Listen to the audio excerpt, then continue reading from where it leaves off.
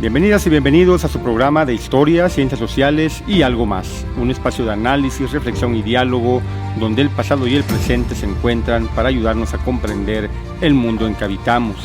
A lo largo de 30 minutos exploramos hechos históricos y problemáticas contemporáneas desde la mirada crítica de la historia y las ciencias sociales, porque entender los procesos, contextos y actores que los construyen es esencial para interpretar la realidad que nos rodea. Aquí no solo hablamos del qué pasó, sino también del por qué, para qué y qué sigue. Esto es, de historia, ciencias sociales y algo más. Comenzamos.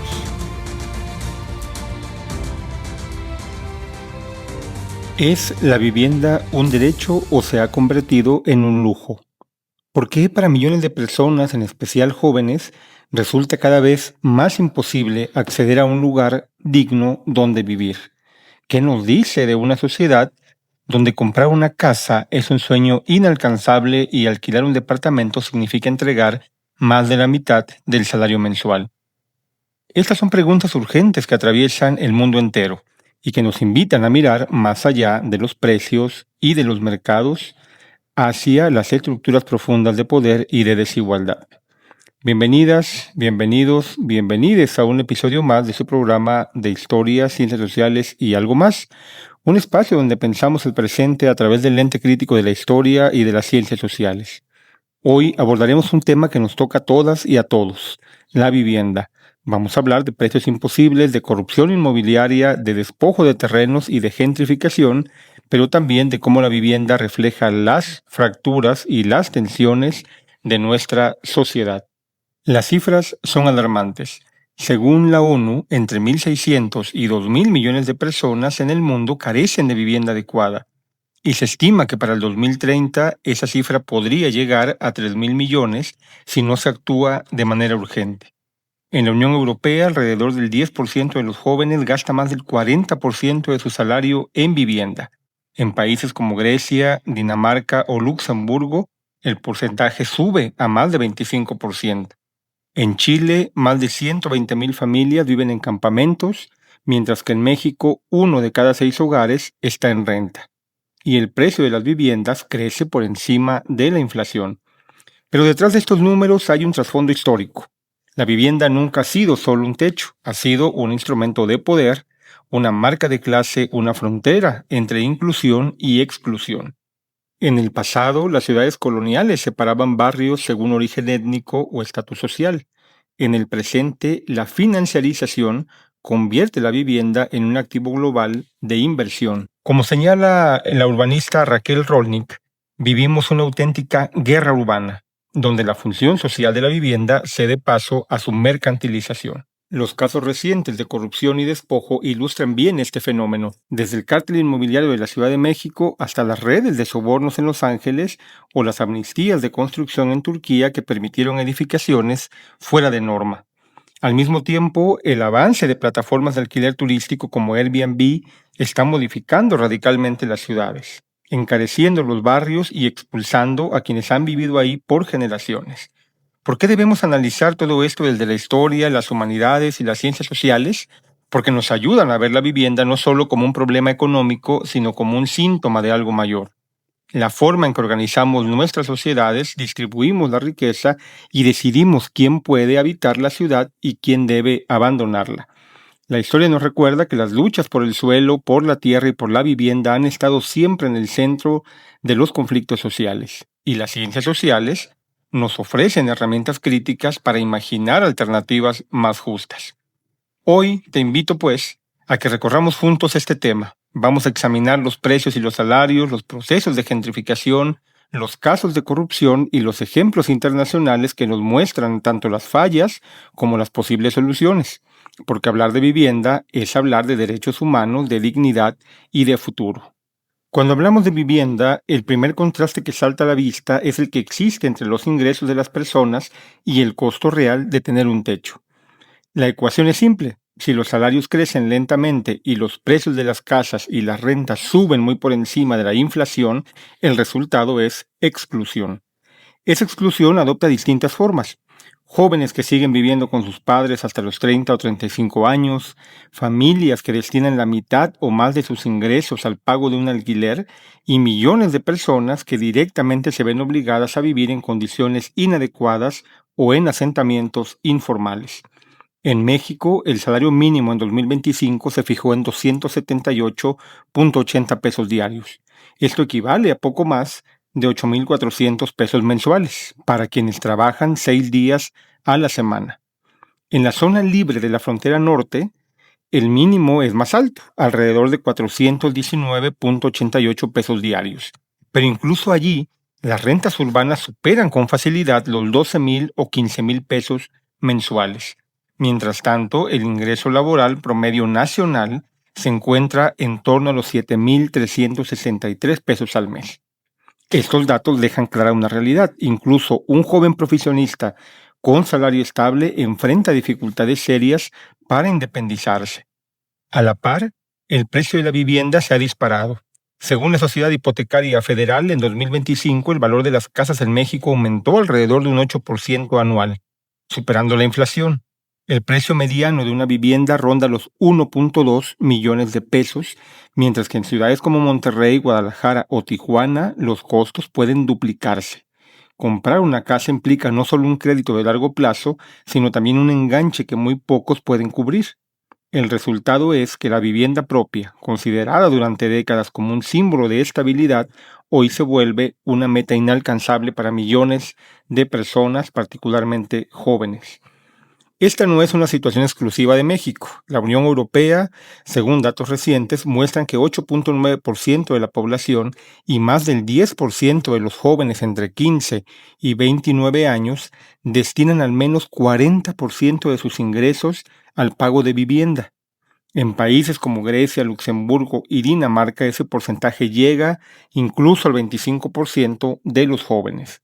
La llamada sobrecarga de renta es un fenómeno estructural que obliga a los jóvenes europeos a retrasar su emancipación y a depender de las familias por más tiempo. Si vemos el caso de América Latina, el panorama es igualmente complejo. En Chile, el precio de los arriendos en zonas metropolitanas subió de manera sostenida y la consecuencia es que más de 120,000 familias viven hoy en campamentos, el nivel más alto del de mediados de la década de 1990. En Brasil, los precios de alquiler en Río de Janeiro y Sao Paulo se dispararon en los últimos 5 años, empujando a miles de familias hacia la periferia o hacia la informalidad. Estos datos muestran que la vivienda no es solo un problema de mercados inmobiliarios dinámicos en el norte global, sino una crisis transversal que golpea con fuerza al sur global. Desde la historia y las ciencias sociales, este fenómeno no se entiende como una simple descompensación económica, por llamarla así. La vivienda ha sido siempre un terreno de lucha social. En el siglo XIX, con la industrialización, los barrios obreros en ciudades europeas se levantaban en condiciones precarias, mientras los sectores acomodados ocupaban zonas céntricas. En América Latina, el reparto desigual del suelo urbano viene desde la colonia, cuando los trazos de las ciudades reservaban los mejores espacios para las élites españolas o criollas y relegaban a indígenas, mestizos y pobres a las periferias. Hoy, aunque los contextos son distintos, las lógicas de exclusión siguen presentes. Quienes tienen poder económico acceden a los mejores espacios y quienes no son desplazados o condenados a vivir en condiciones de precariedad. La académica brasileña Raquel Rolnick lo sintetiza al señalar que estamos, dice ella, ante una guerra urbana, en la que la vivienda deja de ser un derecho y se convierte en un campo de disputa mercantil. Algo parecido sostienen los sociólogos David Madden y Peter Marcus, quienes en su libro En defensa de la vivienda advierten que la financiarización ha transformado los hogares en activos financieros, generando alienación y exclusión. Estas reflexiones nos recuerdan que detrás de cada cifra hay una estructura social que reproduce desigualdades históricas y que no puede entenderse sin las herramientas críticas de la historia y de las ciencias sociales. El panorama es muy claro: los salarios no alcanzan, los precios crecen sin freno y el acceso a una vivienda adecuada se convierte en una batalla cotidiana. Y esta es apenas la primera cara del problema. En el siguiente bloque de este programa vamos a ver cómo la corrupción, el despojo y la gentrificación profundizan todavía más la crisis, moldeando las ciudades en beneficio de unos cuantos y en perjuicio de la mayoría. Tenemos que decir entonces que el acceso a la vivienda no solo depende de salarios y precios, también está condicionado por fenómenos de corrupción, despojo y especulación que atraviesan nuestras ciudades. La vivienda se convierte en un botín político, en mercancía de constructoras y en un campo de disputa entre intereses privados y públicos. Analizar estos procesos desde la historia y las ciencias sociales nos ayuda a ver que no son anomalías, son la continuidad de viejas prácticas de poder que se reinventan bajo nuevas formas de urbanización. En Los Ángeles, por ejemplo, en Estados Unidos, el caso del exconcejal José Huizar se convirtió en símbolo de la corrupción inmobiliaria. Durante años aceptó sobornos millonarios de desarrolladores a cambio de favorecer proyectos en el centro de la ciudad. Fue condenado en 2023 a 13 años de prisión, pero el daño social ya estaba hecho. Barrios enteros se transformaron, los precios se dispararon y la población más vulnerable fue desplazada. Este caso refleja cómo la captura regulatoria por parte de élites políticas e inmobiliarias moldea el destino de las ciudades. Algo similar ocurrió en Turquía. Tras los devastadores terremotos de 2023, se descubrió que las llamadas amnistías de construcción habían permitido regularizar edificios inseguros a cambio de favores políticos y pagos a funcionarios. El resultado fue trágico. Miles de personas murieron en edificios que nunca debieron haber sido habitados. Esto quiere decir que la corrupción inmobiliaria no solo expulsa a poblaciones o encarece el acceso, también puede costar muchas vidas. En India, el escándalo Adarsh Housing Society mostró cómo viviendas que debían destinarse a veteranos de guerra fueron entregadas a políticos y empresarios. Este caso desató indignación nacional y se convirtió en un ejemplo de cómo la vivienda es utilizada como recurso de clientelismo y privilegio. En América Latina no estamos fuera de esto. La corrupción y el despojo son cotidianos en casi todas las ciudades. En la Ciudad de México, el llamado cártel inmobiliario de la alcaldía Benito Juárez evidenció una red de funcionarios que otorgaban permisos ilegales a desarrolladores a cambio de sobornos. En 2025, la Fiscalía Capitalina reportó más de 2.200 denuncias por despojo de inmuebles, tan solo en los primeros 7 meses del año. Familias enteras, muchas veces adultos mayores, fueron víctimas de mafias que falsificaban documentos o utilizaban violencia para apoderarse de propiedades. Estos hechos muestran cómo la vivienda no solo es inaccesible por su precio, sino también por la corrupción que erosiona la seguridad jurídica. Basta ver además lo que ocurre en prácticamente todas las ciudades del país, bien conocidos los casos, donde políticos están relacionados con las constructoras que encarecen los precios no solo en los centros de las ciudades, sino también en los propios fraccionamientos que de forma conjunta crean, o sea, estos desarrollos enormes con la finalidad de generar, obviamente, recursos ilegales o encarecer los precios de terrenos que ayudan después a los propios políticos a enriquecerse. El papel de las constructoras es central en esta historia, por eso lo decimos, no solo porque construyen viviendas, sino porque muchas veces actúan como agentes de especulación y expansión urbana. En México, por ejemplo, grandes desarrolladoras han impulsado durante décadas fraccionamientos masivos en periferias, con créditos hipotecarios fáciles de otorgar, pero sin servicios básicos, sin transporte público eficiente y con problemas de agua. El resultado es que cientos de miles de casas terminan abandonadas. Según datos del Instituto del Fondo Nacional de la Vivienda para los Trabajadores, Infonavit, en 2022 había más de 650,000 viviendas abandonadas en el país, muchas de ellas en estos fraccionamientos periféricos. La lógica detrás es bastante clara. Las constructoras, en complicidad con autoridades municipales y estatales, han obtenido permisos para urbanizar terrenos baratos en la periferia, inflando sus ganancias mientras trasladan los costos sociales a la población. En muchos casos, los ayuntamientos aprueban cambios en el uso de suelo sin planeación urbana, alimentando redes de corrupción. El negocio no es tanto garantizar vivienda digna, sino generar plusvalía rápida a costa de la calidad de vida de los habitantes. Este patrón se repite en otros países. En Colombia, por ejemplo, la expansión de conjuntos residenciales cerrados alrededor de Bogotá o Medellín han creado ciudades fragmentadas, dependientes del automóvil, que reproducen segregación social. En Brasil, los programas de vivienda masiva, como Minha Casa o Minha Vida, lograron construir millones de unidades, pero muchos de estos conjuntos quedaron lejos de los centros urbanos, sin transporte ni servicios adecuados, lo que los convierte en guetos periféricos más que en soluciones sostenibles. La historia nos recuerda que este tipo de prácticas no son para nada nuevas. En el México del siglo XX ya se denunciaba cómo empresas constructoras vinculadas a políticos se enriquecían con contratos de obra pública para vivienda popular, mientras el déficit seguía creciendo. Hoy la financiación ha sofisticado esos mecanismos, pero la esencia es la misma: el suelo urbano como recurso de acumulación para élites empresariales y políticas, y la población como cliente cautivo de créditos hipotecarios que muchas veces no llevan a hogares habitables.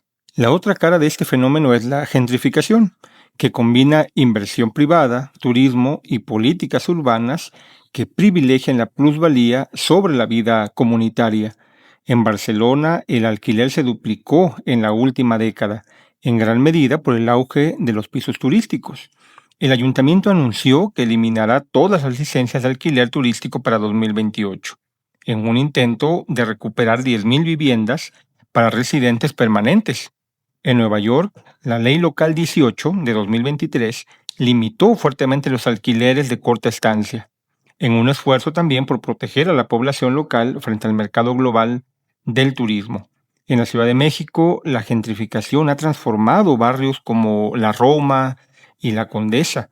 La llegada de nómadas digitales y el auge de plataformas como Airbnb han elevado los precios de manera drástica. La llamada Ley Airbnb buscó poner límites obligando a registrar las propiedades y estableciendo un máximo de 50% de ocupación anual, pero su implementación enfrenta hoy múltiples amparos judiciales. El resultado es que los precios siguen al alza y los residentes de toda la vida son desplazados hacia zonas periféricas. Desde la perspectiva histórica, la gentrificación no es más que la versión contemporánea de un viejo patrón: el desplazamiento de poblaciones pobres para abrir espacio a sectores con mayor poder económico. En el siglo XIX esto se vio con los grandes bulevares de París o con los ensanches urbanos en España, que expulsaron a las clases trabajadoras de los centros. Hoy ocurre en ciudades globales como Sao Paulo, Ciudad de México o Berlín, donde los intereses inmobiliarios y turísticos redibujan el mapa social y urbano. Las ciencias sociales han teorizado ampliamente este fenómeno. Los investigadores Loretta Lees, Tom Slater o Elvin Wiley describen la gentrificación como un proceso sistemático de desplazamiento urbano, donde no solo cambia la población residente, sino también la identidad cultural de los barrios. Para los sociólogos críticos David Madden y Peter Marcus, este proceso es inseparable de la financiarización de la vivienda. Los hogares dejan de ser espacios de vida para convertirse en mercancías que circulan en mercados globales. Analizar estos fenómenos desde la historia de las humanidades, pues, nos obliga a reconocer que las ciudades son espacios de disputa, donde se juega la dignidad de millones de personas. La corrupción, el despojo, el rol especulativo de las constructoras y la gentrificación no son accidentes, son la expresión de una lógica en la que el suelo y la vivienda se subordinan a los intereses del mercado y del poder político. Reconocerlo es el primer paso para imaginar alternativas mucho más justas.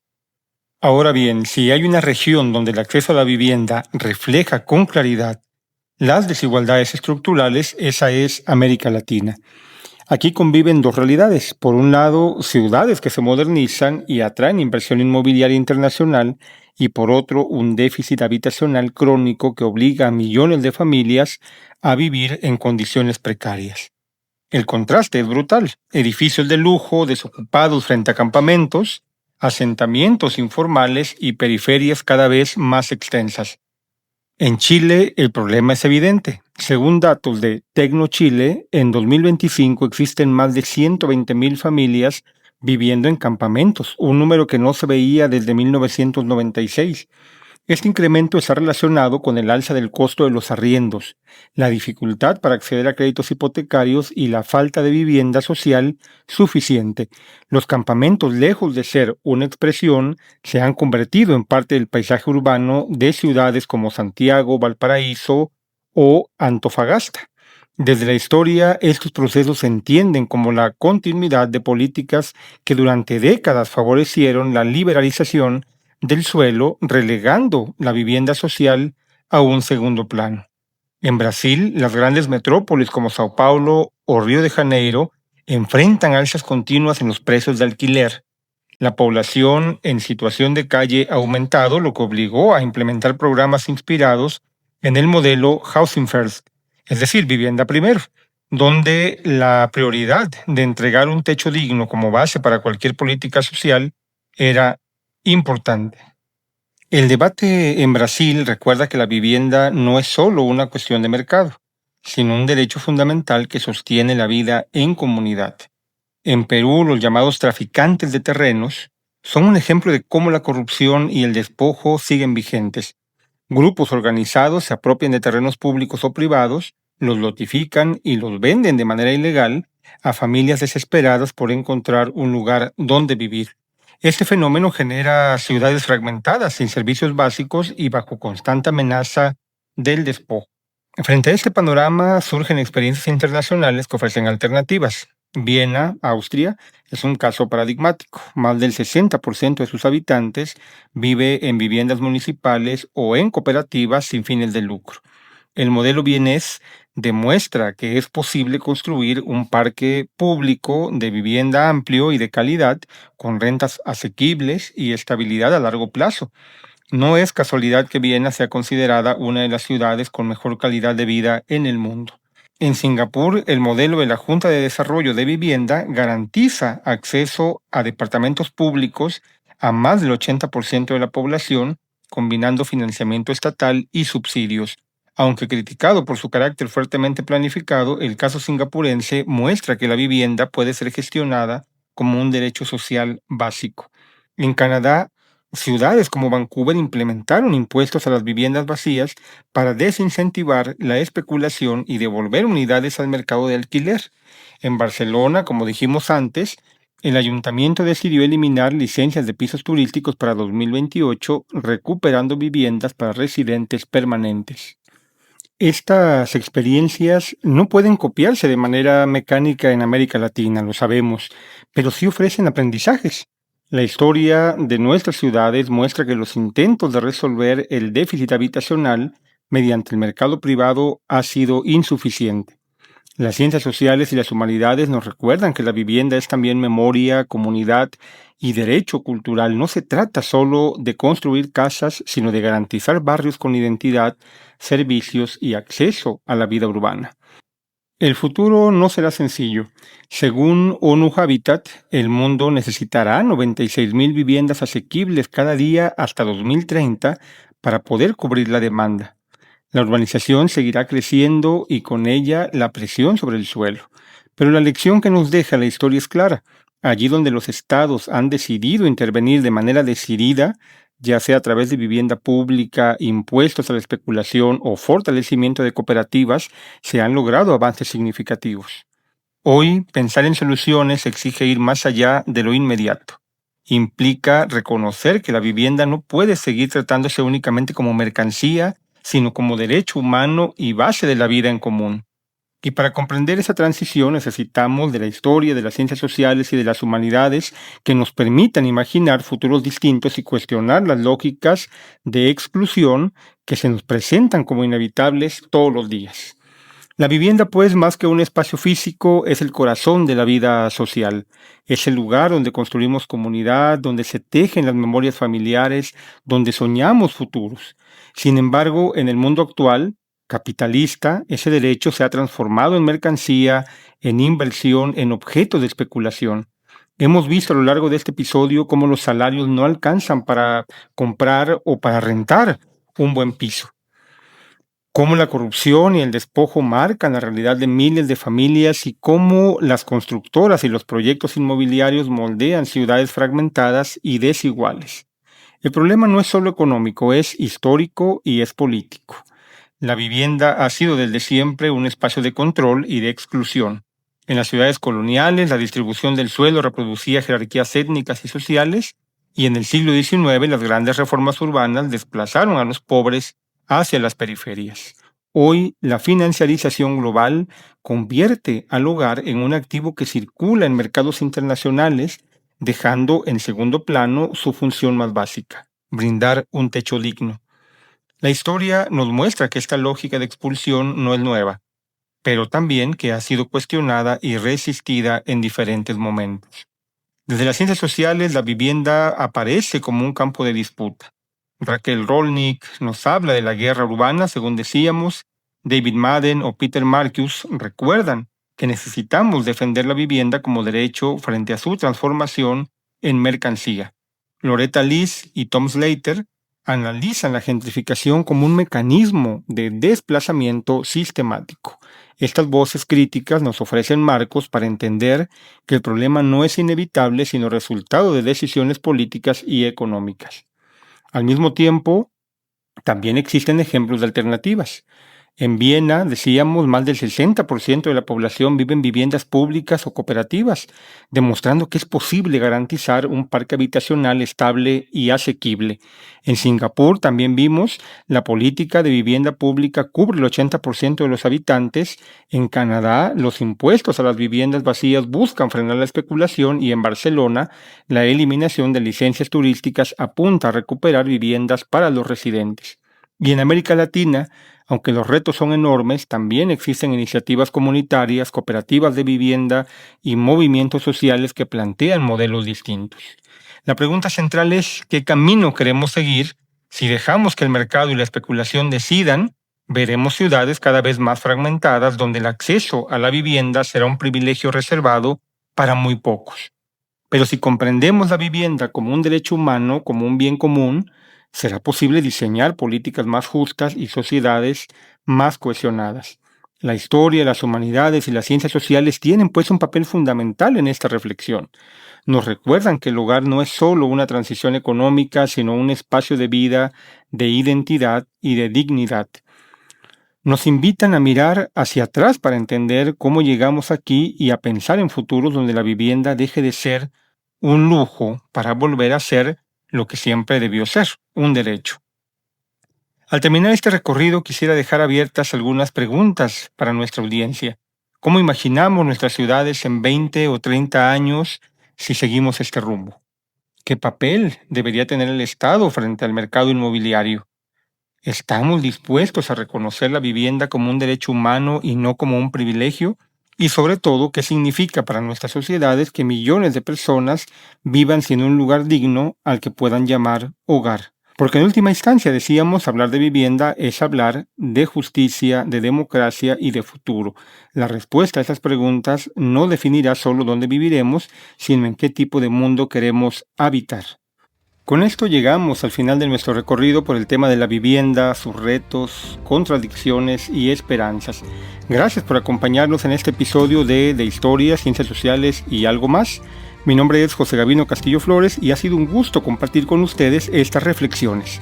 Agradecemos su escucha y el interés en seguir pensando juntos los problemas de nuestro presente. Nos despedimos hasta el próximo episodio con nuevas preguntas y miradas críticas para comprender el mundo en que habitamos. Hasta pronto.